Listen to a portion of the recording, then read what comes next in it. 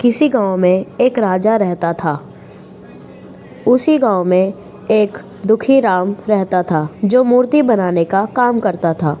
एक दिन वो अपने काम के लिए दुकान जा रहा था। रास्ते में उसे अपना दोस्त मिला। यार तेरा तो काम चल ही नहीं रहा, क्या हो गया तेरे काम को? यार पता नहीं क्या हो गया है, चलता ही नहीं है। इतनी अच्छी अच्छी मूर्तियाँ बनाता हूँ मैं, पता नहीं क्या हो गया। सुन, एक आइडिया दूँ तेरे को। सुन, ऐसा करा कर कि तेरी तो मूर्तियाँ अच्छी होती है, तू रंगों पर ध्यान दिया कर।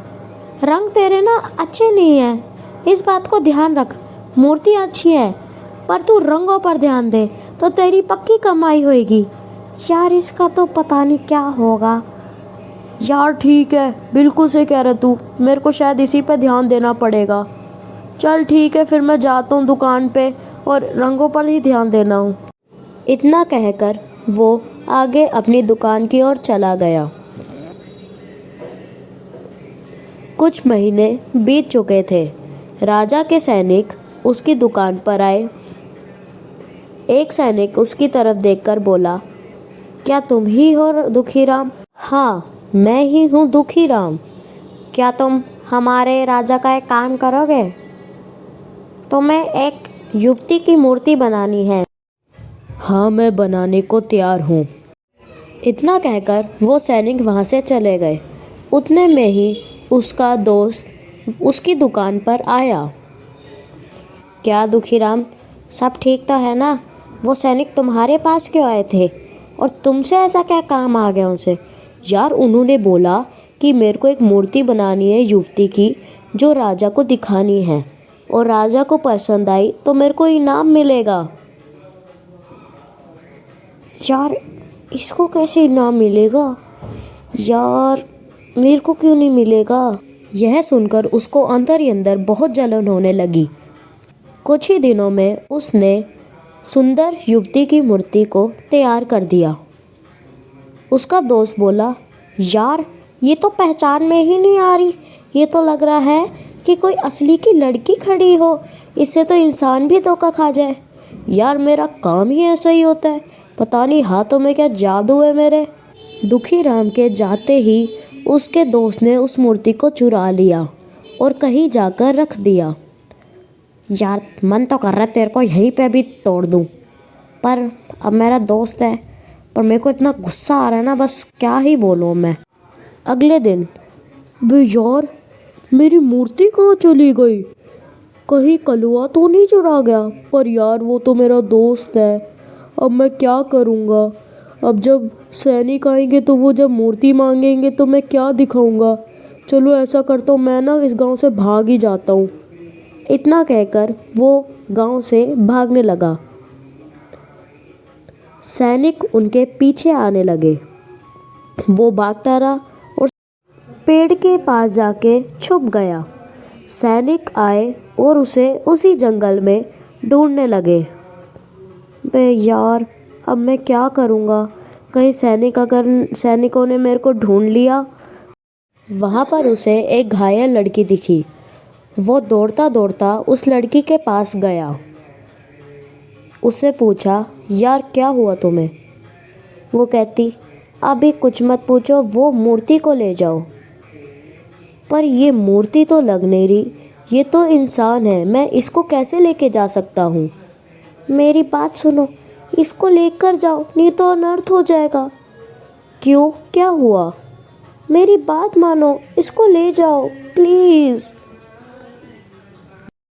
मैं तुम्हें इस बारे में सब बताऊंगी, पहले तुम उस मूर्ति को लेके जाओ।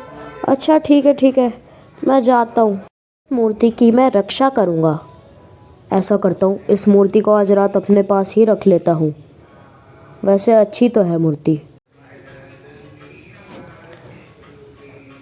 सुनो सुनो सुनो सुनो सुनो सुनो सुनो, ये क्या हुआ? एक बार को तो मेरे को ऐसा लगा कि इस मूर्ति में से आवाज़ आई। ये कौन बोल रही है? कहाँ से आवाज़ आई? दुखीराम उस मूर्ति को साइड में रखकर सो गया। अगले दिन, तुम तो दिखने में बहुत सुंदर लगती हो। मेरी तो अभी तक शादी भी नहीं हुई। अगर तुम असली इंसान होती, लड़की होती, तो मैं तुमसे पक्का शादी करता। तुम दिखने में बड़ी सुंदर हो। उतने में ही उसका दोस्त आ जाता है। वो बोलता है कि अगर तुम ये मूर्ति मुझे नहीं दोगे तो मैं सैनिकों को बता दूंगा कि तुमने इस मूर्ति को चोरी किया है। मैं बता दूंगा सैनिकों को। मैं इसको ले लेता हूँ फटाफट से।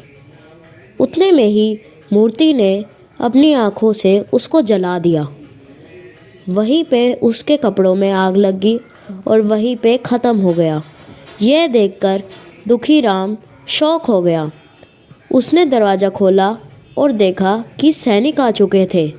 सैनिकों ने पूछा, लाओ हमारी मूर्ति, किधर है? किधर है मेरी मूर्ति? हमें मूर्ति चाहिए। तुम तो भाग जाते हो बार बार। माफ़ कर दीजिए मुझे, प्लीज़ माफ़ कर दीजिए। मैं ऐसे नहीं भागा था, मेरी मूर्ति चोरी हो गई थी। सैनिकों ने उसको बांध लिया और उसको राजा के पास ले गए और मूर्ति भी वहाँ से उठा ली। क्या तुम ये मूर्ति हमें देने के लिए तैयार हो दुखी राम? हम तुम्हें इतना पैसा देंगे कि तुम्हारी 7 पुश्तें बैठकर खाना खा सकती हैं। नहीं महाराज, मुझे कभी धन का लालच नहीं हुआ और ना ही मेरे को कोई पैसे चाहिए। तभी एक घायल सैनिक आया और बोला, महाराज, दूसरे महाराज ने, लल्लू राम ने हम पर हमला कर दिया है। बचाओ हमें, मेरे को इतना मारा, मेरी हालत देखो महाराज। उतने में ही वो मर जाता है। उतने में लल्लू राम आ जाता है और बोलता है, बस तुम हार चुके हो, अब हमें कब्जा करना है। यार, ये गलत बात है। तुमने हमारे साथ धोखा किया है। ये युद्ध नहीं, धोखा है। ये धोखा वोखा मेरे को नहीं पता। बस तुम ये महल छोड़ दो और हमें दे दो। ये मूर्ति भी हमें चाहिए। ये मूर्ति बड़ी अच्छी है रे। ये मूर्ति किसने बनाई है? ये मेरे को चाहिए यार। ये मूर्ति नहीं है रे, ये कुछ और है। उतने में ही उसने एक सफ़ेद पाउडर निकाल के उस मूर्ति पे फेंक दिया। उतने में ही मूर्ति पे लाल सफ़ेद किरणें जगी और एकदम से वो मूर्ति एक युवती में बदल गई और गुस्सा होकर बोली, ये तुमने गलत किया है। ये तुमने गलत किया है रे लल्लू राम। तुमने तो हमें पहले मूर्ति बना दिया था, अब तुमने वापस से हमें इंसान बना दिया। तुम बहुत गलत इंसान हो। मैं तुमसे शादी करना चाहता हूँ रे, तुम मेरे से शादी कर लो। उतने में ही उसने तलवार निकाली और धड़ाम से उसको बीच में से चीर दिया और वहीं पर उसे ख़त्म कर दिया। ये तुमने बहुत अच्छा किया, तुमने इसकी जान बचाई है और हमारे ढोलकपुर भी। तुम्हारा धन्यवाद, तुमने मेरी जान बचा ली, नहीं तो मैं कैसे बचती और हमारा ढोलकपुर भी कैसे बचता। शुक्र है तुमने मेरी जान बचा ली और उस राक्षस को ख़त्म कर दिया।